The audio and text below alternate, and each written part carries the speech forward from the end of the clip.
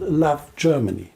I love being world champion in football. The vast waters preparing to cut our lifelines at every opportunity.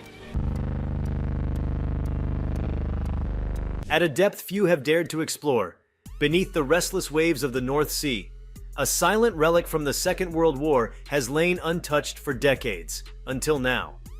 A recent expedition deploying a state-of-the-art underwater drone made a startling discovery inside the wreckage of a long-lost Nazi Germany submarine, setting off a storm of speculation and fascination across the world. The submarine in question, once a part of Hitler's secretive and elite fleet of U-boats, had mysteriously disappeared in the closing months of the war. For years, its final resting place remained unknown, the circumstances of its sinking cloaked in wartime secrecy and post-war myth. But what the underwater drone found sealed within its rusting hull defied every expectation. Before we start, hit the like and subscribe buttons for more exclusive news. The drone, operated remotely by a team of marine archaeologists and engineers, was initially deployed to study a cluster of sonar anomalies detected off the coast of Denmark. The area had long been rumored to harbor wartime wrecks, but nothing confirmed. As the drone descended through the darkening depths, its lights cut through the cold, murky water, revealing the corroded but unmistakable outline of a German U-boat. The hull, though battered and split in places by decades of ocean pressure and shifting sediment, still bore the telltale symbols of the Kriegsmarine. It was quickly identified as U-977, a submarine that had vanished without a trace in 1945. But the real revelation came when the drone slipped through a breach in the side of the hull and illuminated what remained inside. Within the wreck, time had stood still. The drone's high-definition cameras captured haunting images of control panels frozen in silence, bunks still bolted to the walls, and personal belongings scattered as if dropped in haste. But deeper in the submarine, beyond the galley and engine room, was a sealed chamber, one that wasn't on any schematic of the U-977 ever released. The drone hovered before the heavy reinforced door, scanning its surface. The latch had fused shut over time, but a robotic arm pried it open just enough to slip through. What it revealed would change everything. Inside was a chamber unlike anything seen in wartime U-boats. This room was clearly not meant for navigation or standard operations.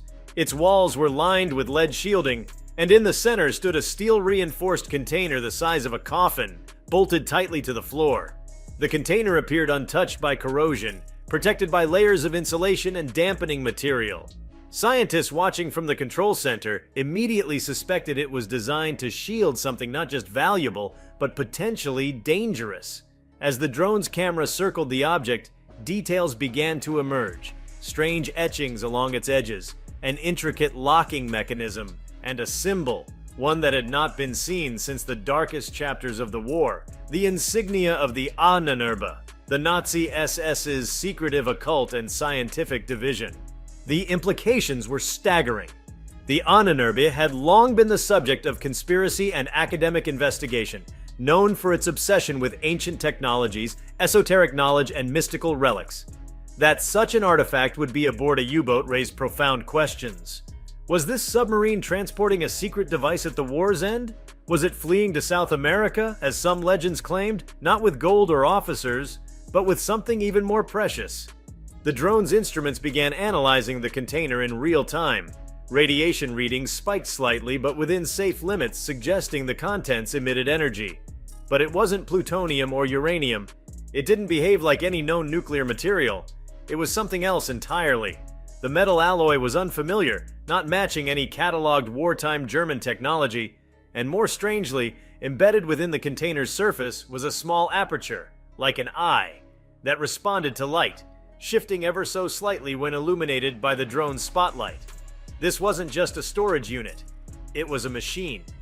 Engineers and historians back at the surface scrambled to interpret the find. Their conclusion, though still speculative, sent chills through the room. This was likely part of a Nazi project never disclosed in Allied records. It could be a prototype energy device, perhaps even an early experimental form of what some might now call zero-point energy, an idea deeply tied to fringe science but rumored to have been investigated by anomaly scientists. Documents recovered after the war suggested Hitler had diverted considerable resources into developing miracle technologies that could change the outcome of the war. While most of those efforts failed or remained theoretical, this find suggested that at least one project had reached the prototype phase and that it was important enough to be smuggled aboard a U-boat as the Reich collapsed. Other evidence within the chamber added fuel to the fire. Nearby lay several sealed canisters, each stamped with both military markings and cryptic runes associated with Norse mythology. These weren't simple storage units. They were clearly encoded containers, perhaps for sensitive documents or materials. Analysts believe they may have held instructions or research associated with the device. But what truly shook the team was what they found in a compartment beneath the floor. There, in a watertight metal locker, was a body. Perfectly preserved by the cold and pressure, the corpse wore the black uniform of the SS, adorned with the insignia of an Obersturmführer, a first lieutenant. His face was partially obscured by a gas mask, and in his gloved hand, he clutched a leather-bound notebook. It was still intact, pages protected in waxed coverings. While the contents remain under tight review, preliminary leaks suggest the journal referenced Operation Niflheim, a codename previously unknown in Nazi records. According to snippets transcribed by insiders, the operation involved transporting an artifact of awakening to a secure location in the southern hemisphere, away from Allied reach. That single phrase, artifact of awakening, has sparked a maelstrom of interpretations. Some experts believe it was purely symbolic, perhaps referring to an advanced energy generator meant to usher in a new age of German supremacy. Others believe it might point to something more esoteric, an attempt to harness forces beyond science, drawn from ancient mythologies the Ahnenerbe studied obsessively. Whatever the case, this object and the manner of its transport indicated desperation, secrecy, and a belief that it could alter the course of history. One of the more disturbing features discovered was a wall panel in the same chamber engraved with coordinates, none of which pointed to Germany or any known Nazi facility. Instead, they led to locations in South America, Antarctica, and the Arctic Circle, areas long associated with the most extreme conspiracy theories about Nazi escape routes and hidden bases. These coordinates were not random. They were arranged in a pattern that suggested staging points or way stations. Whether these were real, decoys, or symbolic remains unknown, but their presence underscores that U-977 was never just a war machine. It was a vessel of transport, possibly not just for men, but for something that Nazi leaders believed could survive the Reich and outlive its defeat. That belief, in some ways, was more terrifying than any weapon. The notion that the Nazis had not only accepted their military defeat but had prepared a post-war strategy centered around scientific or mystical artifacts hints at a worldview rooted in both desperation and vision. However dark, it raises questions about what else may have been sent out in those final days. What other submarines vanished not due to combat but due to clandestine missions, and what remains hidden on the ocean floor? As word of the find spread, authorities clamped down on the site, declaring it a protected zone for further study. But speculation continues to rage. Historians and archaeologists are working to match the markings on the container and canisters to those found in recovered Ahnenerbe archives. Linguists are decoding the runes, some of which appear to blend ancient Norse with stylized German. The presence of the body and notebook suggests this wasn't a shipment carried blindly. The officer on board was likely one of the last custodians of a secret the Reich held close, one deemed too dangerous to destroy, too important to leave behind. Already, parallels are being drawn to other wartime mysteries. The unexplained power anomalies around certain Nazi facilities in Poland, the missing records from underground bunkers in Bavaria, and the stories of scientists vanishing in the war's final days, all now gain a sinister resonance in light of this discovery. For decades, the idea of a hidden Nazi technological legacy has been the domain of fiction and fringe theorists. But this find offers material proof that, at the very least, a part of the Nazi war machine invested heavily in something far beyond conventional weaponry. It also highlights the terrifying extent to which the Nazi regime pursued alternate paths to power. While the Allies poured resources into practical military advancement, Germany under Hitler had authorized paths into the arcane, the experimental, and the possibly metaphysical. That such pursuits would culminate in a sealed object inside a fleeing submarine challenges the tidy narrative of the war's end. It suggests the war did not merely end in surrender, but scattered into the sea and into shadows, its most dangerous secrets still sealed. For now, the container remains underwater, under guard, and under intense scrutiny. There are debates as to whether it should even be brought to the surface.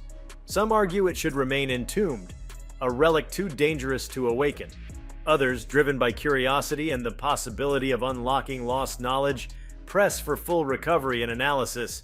But regardless of what decision is made, the implications have already begun to ripple.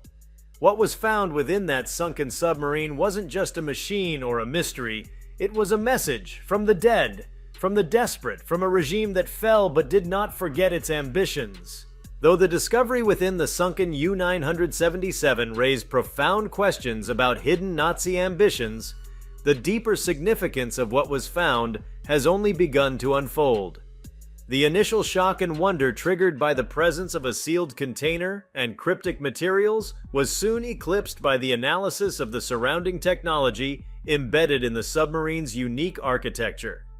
Further scans by the drone revealed a web of conduits running through the chamber's walls, an internal power grid unlike anything seen in known U-boat designs. These conduits, fused to the inner steel bulkheads with precision, did not match conventional cabling or power transfer systems of the era. Embedded with rare earth materials and shielded by layers of alloy not native to Germany's industrial production in the 1940s, this bespoke system seemed engineered to regulate or even amplify energy flows from whatever was housed in the central container. The layout suggested an integrated system, one not meant for storage but for operation. This submarine, or at least this section of it, appeared purpose-built around the device. It shifted the perspective of those studying it. U-977 was no longer viewed simply as a transport vessel, but as a mobile platform, perhaps even a test environment, for the object it carried. The surrounding walls bore strange hexagonal impressions, as if modular panels had once been attached but were since removed or had disintegrated. Some theorists suggest these panels may have acted as an interface between the container and the submarine's main systems, feeding power or information from the device into the larger structure. Even more curious were the remains of what looked like a secondary shielding layer, now degraded but distinguishable by its composition.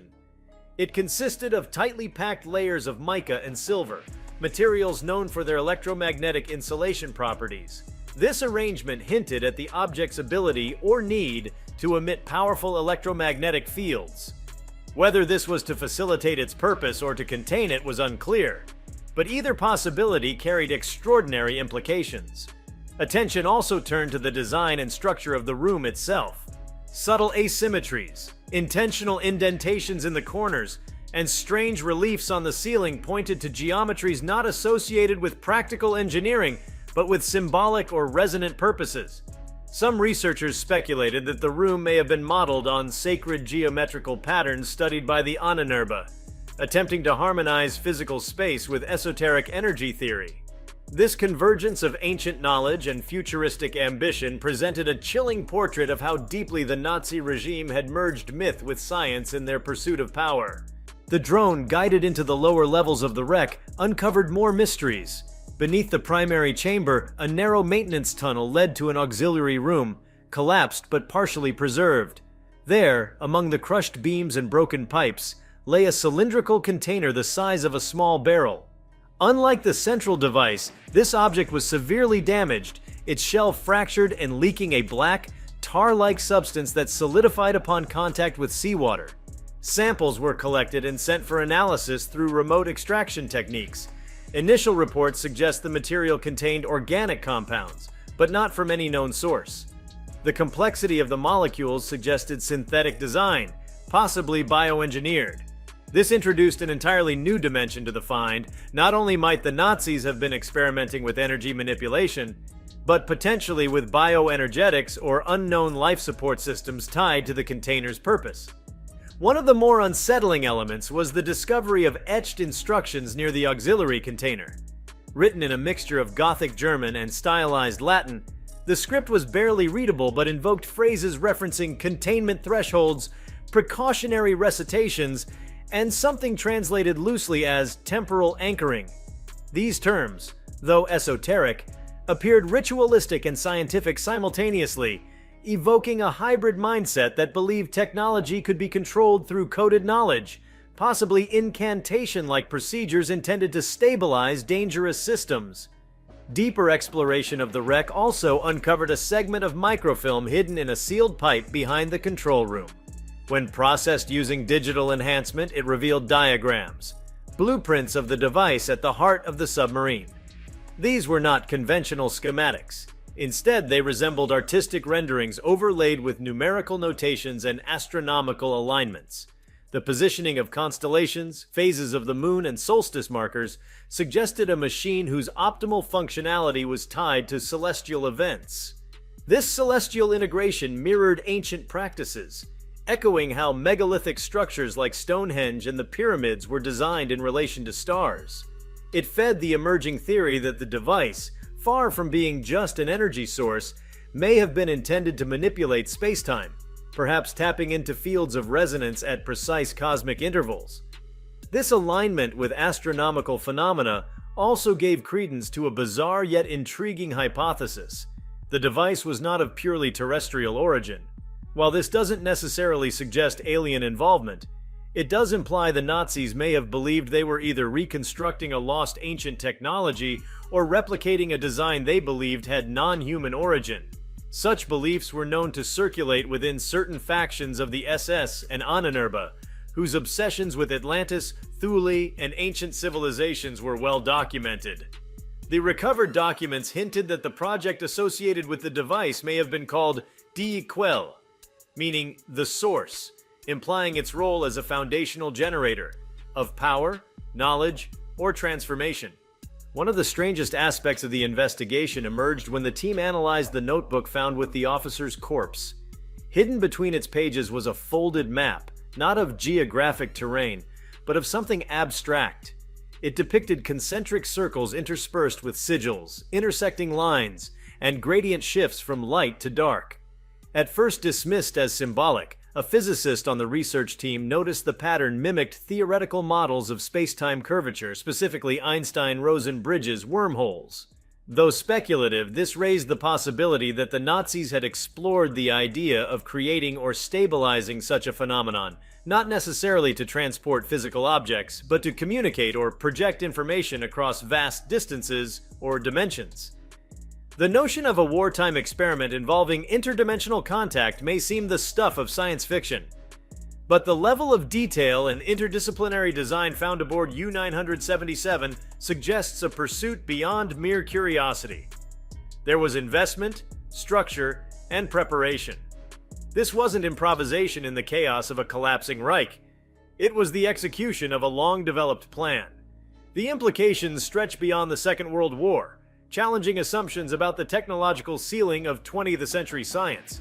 Could the Nazis have bridged the early inklings of quantum theory, relativity, and field resonance with forbidden or ancient knowledge to craft something entirely unique? There was one final crucial discovery that sent the research into overdrive. Beneath a trapdoor in the control chamber, the drone discovered a steel crate encased in a primitive form of a Faraday cage. Inside the crate lay a simple wooden box. Within it, a disc no larger than a vinyl record, made of polished obsidian and etched with microglyphs. It was a data storage medium, but not digital, not analog. Engineers described it as a form of quantum encoding, possibly capable of storing information in vibrational harmonics, readable only through a device that translated resonance into form. Nothing like it had ever been found before, and nothing in the Allied or Axis archives indicated knowledge of such a storage method. This obsidian disk, believed to be the true focus of the submarine's mission, raises uncomfortable possibilities. Was it the culmination of the entire Ahnenerbe agenda? A kind of Rosetta Stone for knowledge not yet integrated into modern science? Was it something they discovered, perhaps recovered from a site of ancient importance? Or worse, was it something given to them, passed from an external source? That question haunts the minds of those involved in the investigation. It has forced governments, historians, and scientists to reconsider the true capabilities and motivations of Nazi Germany's occult divisions. For decades, the prevailing assumption was that these organizations were obsessed fanatics, wasting resources on myth and pseudoscience. But what if they had uncovered something real? Something that modern science still struggles to interpret? The discovery has already triggered a classified scramble across military and intelligence agencies. If U-977 carried one such object, could others exist? Were there sister submarines or aircraft tasked with transporting other segments of this knowledge base? And more urgently, has any of it already been found by private collectors or rival governments? These questions are not academic. They are strategic. The potential of such a device, if functional, could shift the geopolitical balance overnight. If you liked this video, please give it a like and subscribe to our channel. Also, could you leave your comments below and tell us, what are your thoughts on the shocking discovery inside the Nazi submarine? Any guesses? We want to hear from you. Thank you for watching and see you next time.